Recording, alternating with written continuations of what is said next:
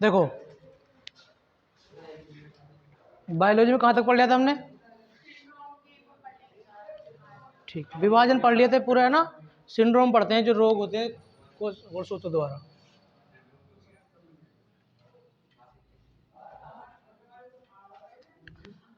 अब सिंड्रोम होता क्या है?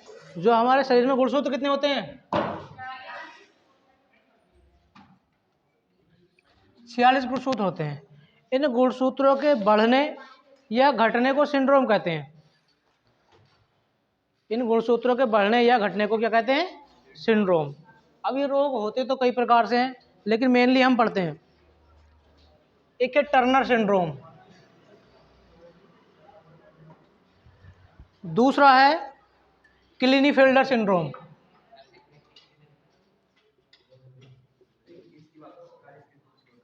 क्लिनीफेल्डर सिंड्रोम, तीसरा है डाउन सिंड्रोम, और चौथा है पटाउ सिंड्रोम। अब जो टर्नर सिंड्रोम है ये महिलाओं में होता है, फीमेल में होता है, और क्लिनीफेल्डर सिंड्रोम मेल में होता है। और ये जो दोनों हैं, डाउन सिंड्रोम और पटाउ सिंड्रोम, मेल और फीमेल दोनों में होते हैं ये।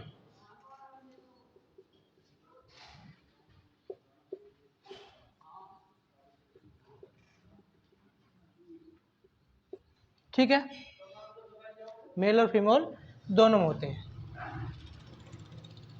अब जो टर्नर सिंड्रोम है इसमें क्या होता है? इसमें गुणसूत्र की एक कमी हो जाती है। इसमें कितने क्रोमोसोम्स होते हैं?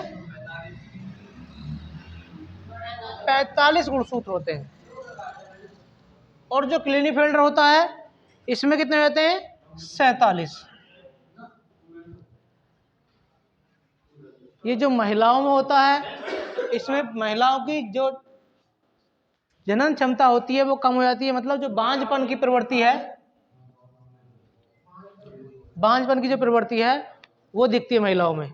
ठीक है, और शारीरिक विकास कैसा होता है?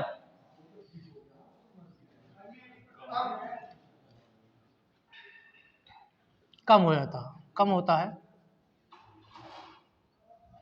ठीक, और इसमें पुरुषों में क्या होता है? नपुंसकता।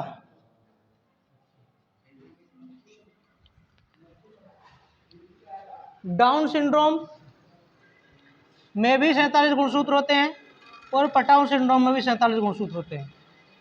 डाउन सिंड्रोम में क्या होता है? शरीर बेडौल हो जाता है।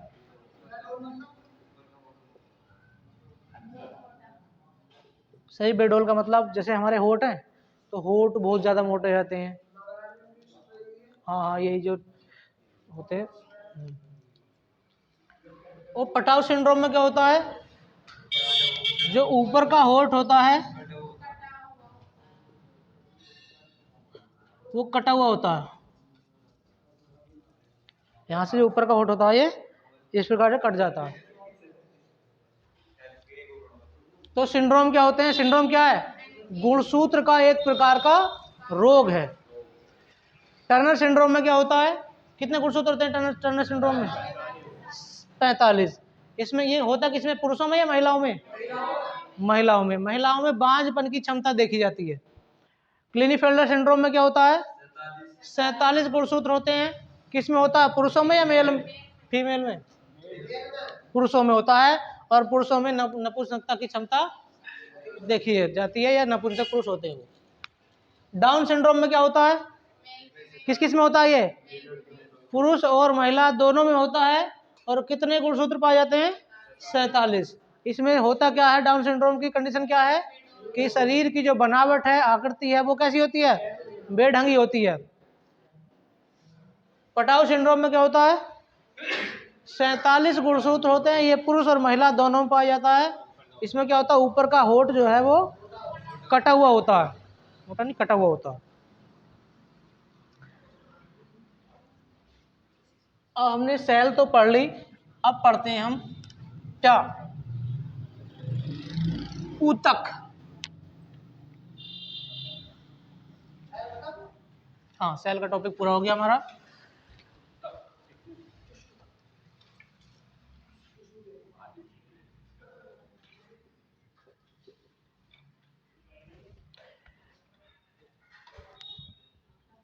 टिश्यू। ऊतक क्या होते हैं? क्या होते हैं ऊतक? कोशिकाओं से मिलकर बने होते हैं।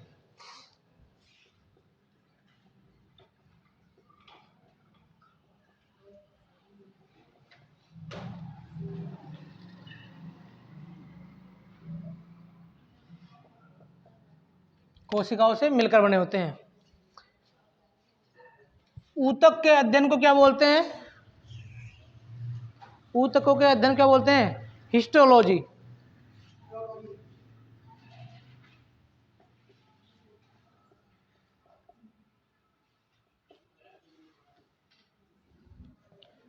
ऊतकों के अध्ययन को क्या बोलते हैं? हिस्टोलॉजी। कोशिका के अध्ययन को क्या बोलते हैं? कोशिका के अध्ययन क्या बोलते हैं? कोशिका के अध्ययन को सिस्टोलॉजी। ठीक है, और ये हिस्टोलॉजी, सिस्टोलॉजी, साइटोलॉजी।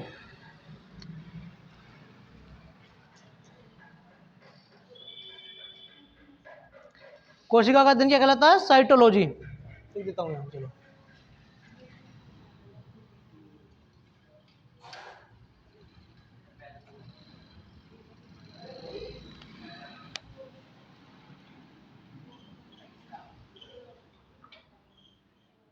साइटोलॉजी। ठीक है, ऊतक का अध्ययन हिस्टोलॉजी। अब ये ऊतक जो है 4 प्रकार से बांटे गए। कितने भागों में बांटे गए हैं? 4 भागों में।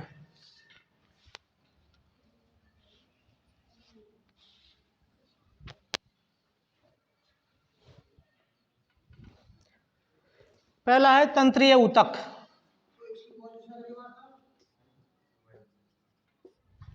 तंत्रीय ऊतक। दूसरा है पेशीय ऊतक।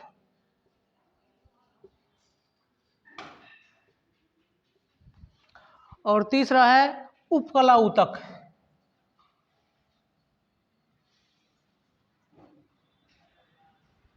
और चौथा है हमारा क्या? संयोजी ऊतक।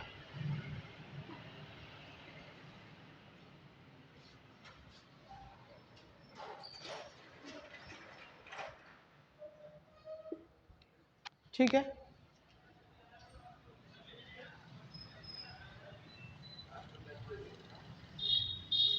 तंत्रीय ऊतक कहाँ पाया जाता है? ब्रेन में।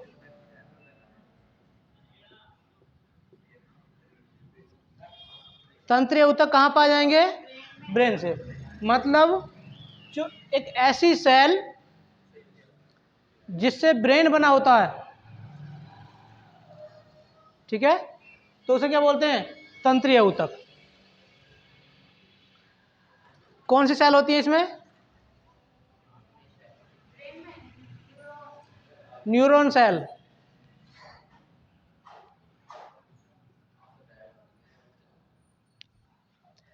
तंत्रीय ऊतक किनसे बना होता है? न्यूरॉन सेल से बना होता है,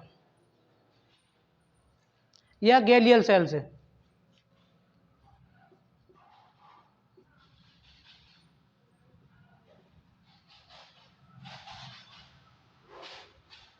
तंत्रीय ऊतक किससे कहाँ होता है देखा जाता है? ये ब्रेन या दिमाग में। ब्रेन, दिमाग या फिर मस्तिष्क, बात एक ही है। मस्तिष्क कौन सी सेलों से बना होता है? न्यूरॉन सेल से या फिर गैलियल सेल से बना होता है। पेशीय ऊतक।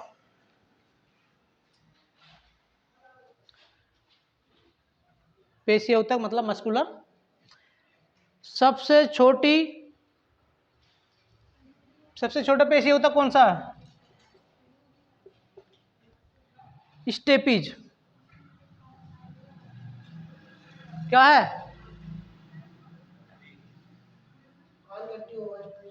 हाँ, स्पेट्स। कहाँ होती है? कान में। देखो, कान में, कान में। ये जो हमारा है क्या है? पेशीय ऊतक है। ठीक, तो इसमें क्या है? स्पेट्स। और बड़ी मांसपेशी, बड़ी कौन सी होती है? ऑप्टिमस। बड़ी कौन सी है? ऑक्टिमस। ये कहाँ है? कमर की। जो मांसपेशी है ये कमर की, ये क्या है? ऑक्टिमस। तो बड़ी मांसपेशी कहाँ पाई जाती है? ऑक्टिमस, कमर में पाई जाती है। और छोटी कहाँ है? स्पेट्स, कान में।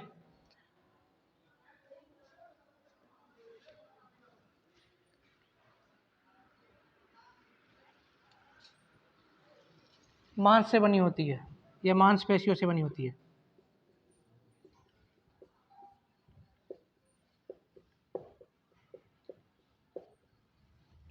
पेशी होता किससे? मांसपेशियों से बने होते हैं।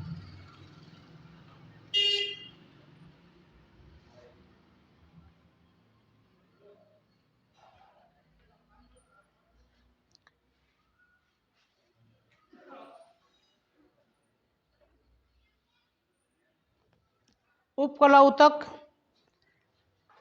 ये परत का निर्माण करते हैं। उपकला ऊतक परत का निर्माण करते हैं। परत का निर्माण जैसे ये बाहरी कवर का निर्माण, ऐसे समझ लो।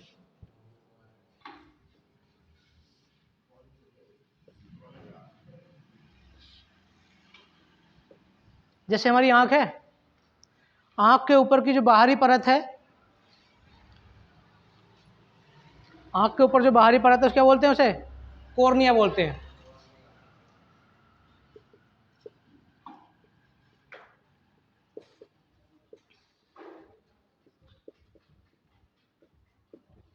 क्या कहते हैं इसे? कॉर्निया।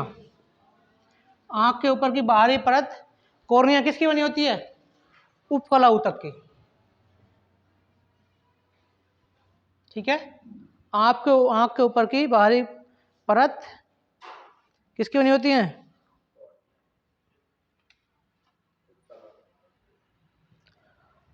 और ये जो उपकला ऊतक होते हैं ये पानी बर्दाश्त नहीं करते।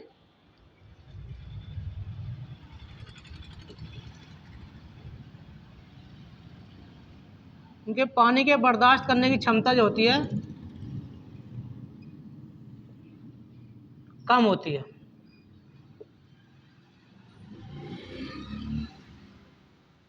अब वो कैसे? तुमने जब कपड़े धोते हो या कभी जब ज़्यादा नहाते हो तो क्या होता है? या धान लगाते हैं, धान खेतों में, तो हाथ कैसे होते हैं? हाथ की खाल जो है वो फूल जाती है, सिकुड़ जाती है। तो क्या होता है? ये किसके बनी होती है? उपकला ऊतक के। जो बाहरी कवर है हमारे शरीर का वो किसका बना हुआ है? उपकला ऊतक का। और इसे पानी बर्दाश्त करने की क्षमता कम होती है। संयोजी ऊतक कनेक्टिंग टिश्यू, मतलब ये एक दूसरे को जोड़ कर रखते हैं। तो कौन होते हैं? ब्लड होता है, और ब्लड हो गया, हड्डी होगी बोन, लिम्फ। ठीक है, ये कैसे होते हैं? तरल संवहनीय होते हैं।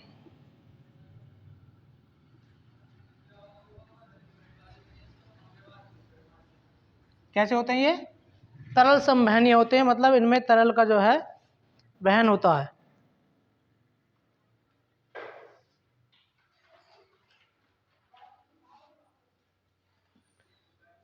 ठीक है,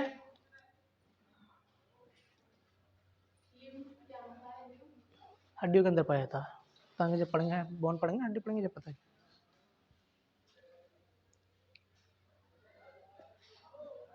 ऊतक हो गए हमारे पूरे। ठीक है,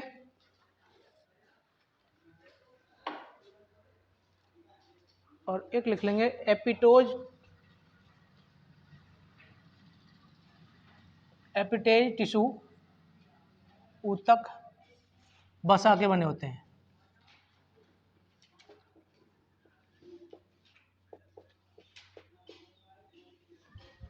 एपिटेज या एडिपोज, या करके लिख लो एडिपोज।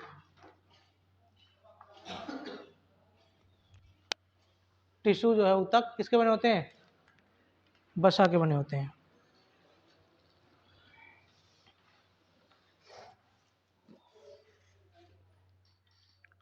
अब एक बार रिवाइज कर लेते हैं इसे। ऊतक की खोज, ऊतक के अध्ययन को क्या बोलते हैं? हिस्टोलॉजी। ऊतक किससे मिलकर बने होते हैं? कोशिकाओं से। छोटी छोटी कोशिकाओं से मिलकर क्या बने होते हैं? ऊतक बने होते हैं। ऊतक कितने प्रकार के होते हैं? 4। कौन कौन से?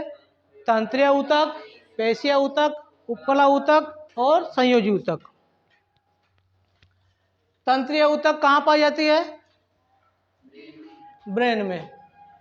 पेशीय ऊतक हमारे जो शरीर है उसमें हाथ में, पैर में, कमर में, सभी में पेशीय ऊतक पाए जाते हैं। उपकला ऊतक जो बाहरी शरीर की बाहरी बनावट है या बाहरी परत है वो इससे बने होते हैं। और संयोजी ऊतक जो एक दूसरे को कनेक्ट करने के लिए काम आते हैं वो क्या होते हैं? संयोजी ऊतक। तो संयोजी ऊतक कौन कौन से हैं? जैसे ब्लड हो गया, हड्डियां हो गई, हड्डियां एक दूसरे को कनेक्ट करती हैं, ब्लड जो है एक दूसरे को कनेक्ट करता है, और लिम्फ हड्डियों के अंदर पाया जाता है। तो वो ये कैसे होते हैं? तरल संवहनी, मतलब एक तरल के रूप में एक दूसरे के अंदर आते जाते रहते हैं। तंत्रीय ऊतक में कौन सी सेल पाई जाती है? न्यूरॉन सेल और गैलियल सेल। न्यूरॉन सेल और गैलियल सेल। पेशीय ऊतक, सबसे छोटा पेशीय ऊतक कौन सा है? स्पेड्स या स्पेडस या स्टेपिज, ऐसे कुछ भी कहते हैं इसे। स्पेडस, कहीं कहीं स्पेडस लिखा हुआ मिलेगा, स्टेपिज मिलेगा, स्पेड्स मिल जाता है। तो कहाँ होता है ये? कान में। और सबसे बड़ी ऑक्टिमस, सबसे बड़ी मांसपेशी कौन सी है? ऑक्टिमस। कहाँ पाई जाती है? कमर में पाई जाती है। ये जो हमारी यहाँ से यहाँ कमर है ये। और पेशीय ऊतक मांसपेशियों से बने होते हैं। उपकला ऊतक क्या करते हैं? ये परत का निर्माण, मतलब जो बाहरी परत है उसका निर्माण करते हैं। जैसे कि हमारे आंख के ऊपर क्या है? कॉर्निया है, ठीक। तो कॉर्निया किसका बना हुआ है? उपकला ऊतक का। हम जो अपने शरीर की बाहरी परत देखते हैं ये किसकी बनी हुई है? उपकला ऊतक की बनी हुई है। संयोजी ऊतक कौन कौन है? ब्लड, हड्डी और लिम्फ। ठीक है भैया। अब बात करते हैं कंकाल की। ये समझ में आ गया?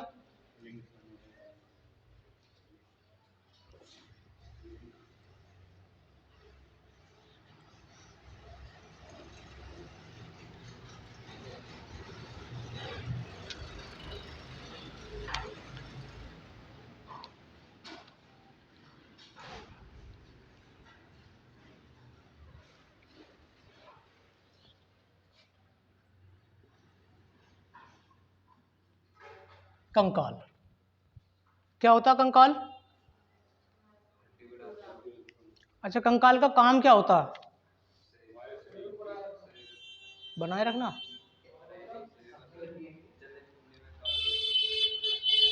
शरीर को स्थिर बनाए रखना। जैसे हम खड़े हैं, अगर हमारे शरीर में हड्डी ना होती तो मांस क्या होता? जैसे गठरी में भूसा बांध देते हैं ना, इस प्रकार से होता। क्या होता? सारा सुकड़ कर नीचे आ जाता। तो शरीर का आकार, स्ट्रक्चर देने में कौन सहायक होता है?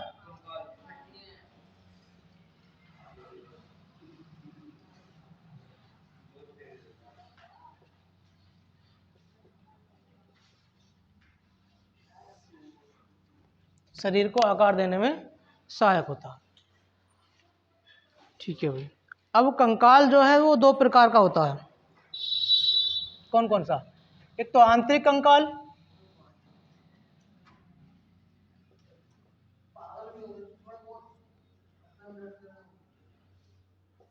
और दूसरा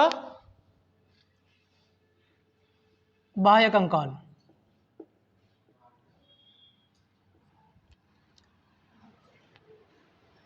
आंतरिक कंकाल बताओ किसे कैसे होता है? आंतरिक कंकाल किस में होगा? आंतरिक कंकाल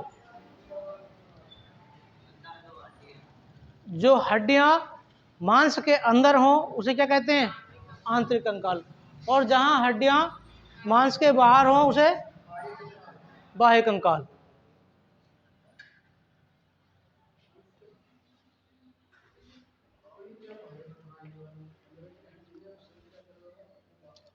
आंतरिक कंकाल का एग्जाम्पल में बताओ कौन कौन होंगे? जैसे कि मनुष्य और हाथी, गाय, ठीक है, और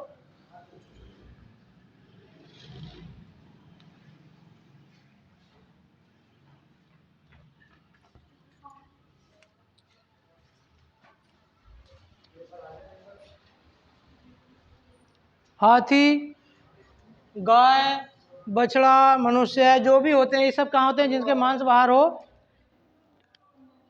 आंतरिक कंकाल। और बाह्य कंकाल में केकड़ा देखा? केकड़ा,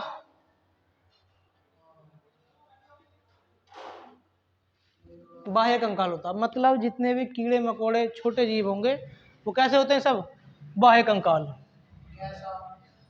गैसा नहीं, मकड़ी, मच्छर,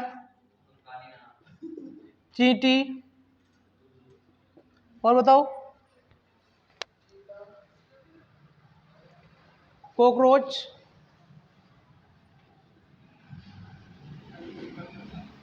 ये सब कैसे हैं? ये बाह्य कंकाल है। आंतरिक कंकाल और बाह्य कंकाल में अंतर समझ गए? क्वेश्चन ऐसे बनेगा कि बताइए चींटी आंतरिक कंकाल है या बाह्य कंकाल है?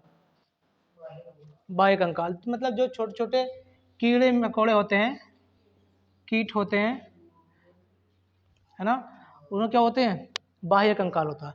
अब मुझे ये बताओ कि कछुआ देखा? कछुआ, कछुआ कैसा है? आंतरिक कंकाल या बाह्य कंकाल? कछुआ आंतरिक,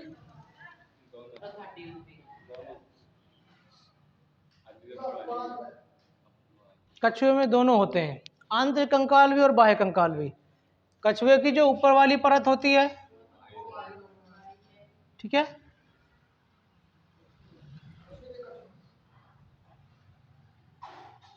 ऐसे पैर होते हैं इसके, और जो ये जो कमर है इसकी, ये क्या होती है? बाह्य कंकाल। और जो पैरों में हड्डियां होती हैं वो आंतरिक कंकाल।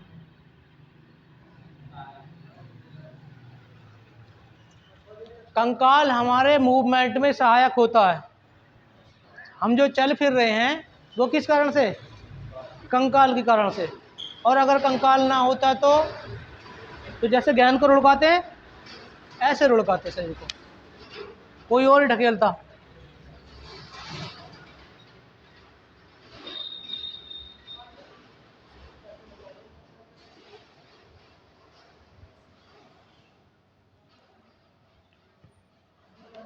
तो कछुए में क्या होता है?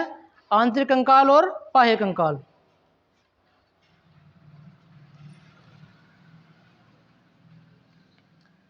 आंतरिक कंकाल क्या करता है? शरीर के नाजुक अंगों की रक्षा।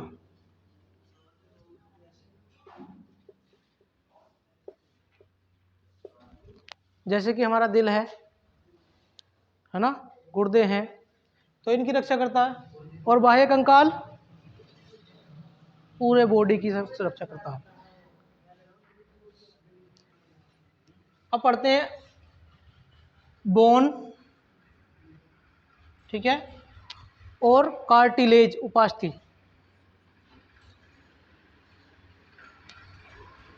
अस्थि और उपास्थि में अंतर क्या है? अस्थि और उपास्थि में अंतर क्या है? जो हड्डियां होती हैं वो किसकी बनी होती हैं? कैल्शियम फास्फेट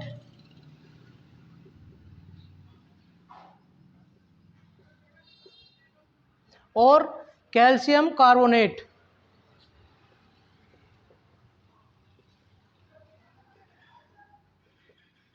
कैल्शियम फास्फेट और कैल्शियम कार्बोनेट की बनी होती हैं। 60% कैल्शियम फास्फेट होता है और 40% क्या होता है? Calcium carbonate. और उपास्थि में क्या होता है? कैल्शियम फास्फेट होता है केवल।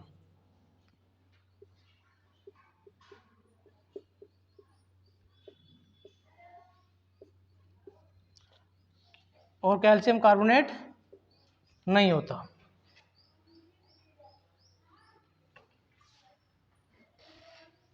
ठीक है।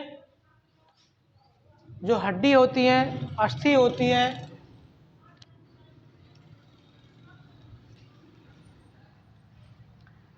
इसमें क्या पाया था? कैल्शियम फास्फेट और कैल्शियम कार्बोनेट। कैल्शियम फास्फेट कितना? 60% और कैल्शियम कार्बोनेट 40%। तुमने चिता जलती हुई देखी?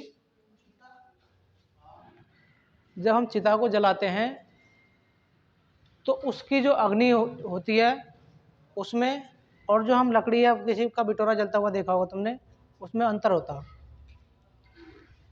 चिता जो है वो बहुत ज़्यादा जलती है, एकदम से आग को पकड़ लेती है,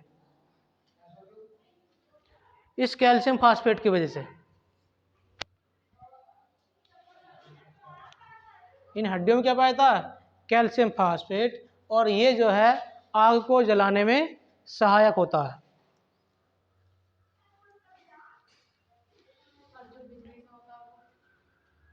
यही होता है, बिजली से भी आग लगाते हैं। करंट का मतलब ये थोड़ी ना है, देखो जब बिजली से हम करते हैं तो करंट का मतलब क्या है? शरीर में करंट थोड़ी छोड़ना है, वो हीटर पर रखकर उसमें आग लगाई जाती है। बड़ा जैसा हमारा हीटर होते हैं घरों वाले, इस टाइप में हीटर होता है, लेकिन होता साइज में बड़ा हो। अर्थी को क्या है, उसे जो शरीर होता है, केवल शरीर को, ना लकड़ी ना कोई कपड़ा कुछ नहीं, केवल शरीर को उस पर डालते हैं और अंदर की ओर कर देते हैं। 5 मिनट में जला के। करंट तो वो चीज़ होती है, जैसे हमारे शरीर में करंट लग जाता है, करंट तो वो चीज़ होती है। उससे क्या होगा? करंट लगने से केवल जो हमारे शरीर का पानी है, ब्लड है, पानी है, वो सूख जाता है।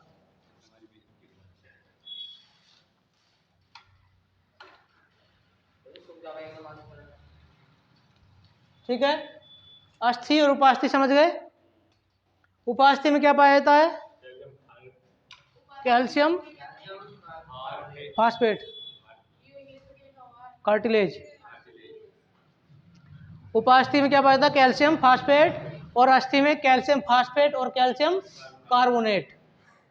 उपास्थि में कैल्शियम कार्बोनेट नहीं पाया जाता। अब अस्थि और उपास्थि में क्या होता है अंतर, बताओ कोई? अस्थि नहीं जानते? हड्डी जानते हो? उपास्थि नहीं। देखो, अस्थि जो होती है वो तुमने देखी है, उपास्थि भी देखी है, लेकिन तुम समझ नहीं रहे कि क्या है उपास्थि।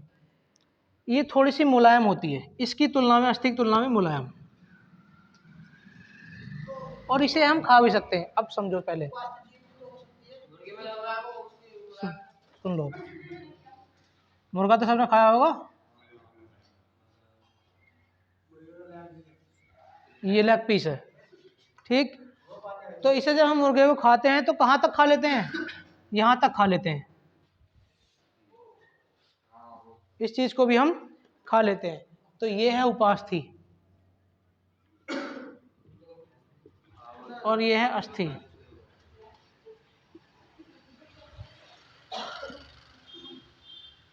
कैल्शियम कार्बोनेट हड्डी को मजबूत बनाता है, और ये क्या नाम है, अगर इसमें भी कैल्शियम कार्बोनेट हो जाता तो कैसे, क्या सी हो जाती है? मजबूत हो जाती है। जो तुमने प्लास्टर देखा, प्लास्टर हाथ पे चढ़वाते हैं प्लास्टर, वो किसका होता है? कैल्शियम कार्बोनेट का। लगाते तो गीला है, लेकिन क्या होता है? एकदम ठोस हो जाता है, कांटे से भी कटता नहीं है वो आसानी के साथ। तो अगर इसमें भी, उपास्थि में भी कैल्शियम कार्बोनेट होता तो ये ठोस हो जाती। जब हम हाथ को चला रहे हैं, घुमा रहे हैं, वो क्या हो जाता? उसका मूवमेंट बंद हो जाता। देख रही उपास्थि? ठीक है, खाई है उपास्थि, खाई है।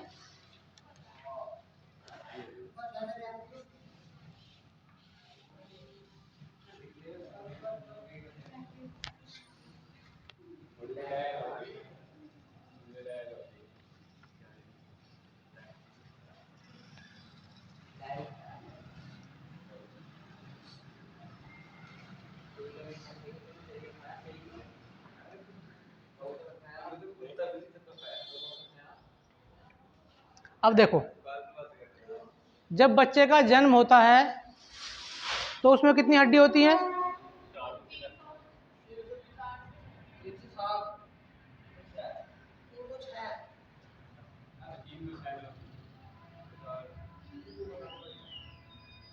जन्म के समय बच्चे में होती हैं 300 हड्डी, ठीक है। और जब वो वयस्क हो जाता है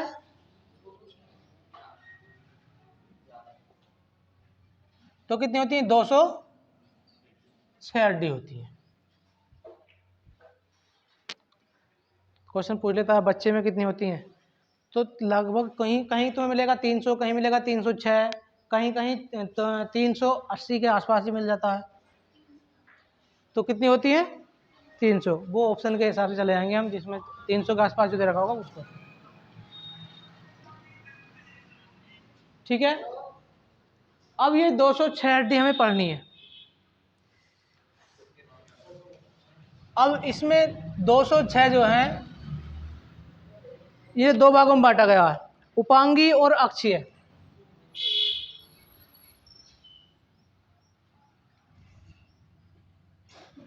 उपांगी और अक्षीय। उपांगी 126 हड्डी होती हैं और बची कितनी है? 80। 80 हड्डी कैसी होती हैं? अक्षीय। 206 हड्डी हमारे शरीर में पाई जाती हैं और उपांगी उन्हें दो प्रकार से बांटा गया कि उपांगी है और अक्षीय। तो उपांगी कितनी होती हैं? 126 और अक्षीय 80। उपांगीय हड्डी जो होती हैं वो हमारे शरीर को खड़े रहने में सहायक होती हैं।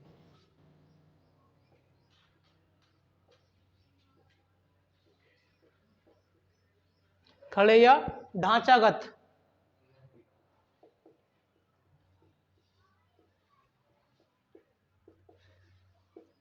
सहायक होती हैं। और जो अक्षीय होती हैं वो हमारे शरीर के नाजुक अंगों की रक्षा के लिए होती हैं।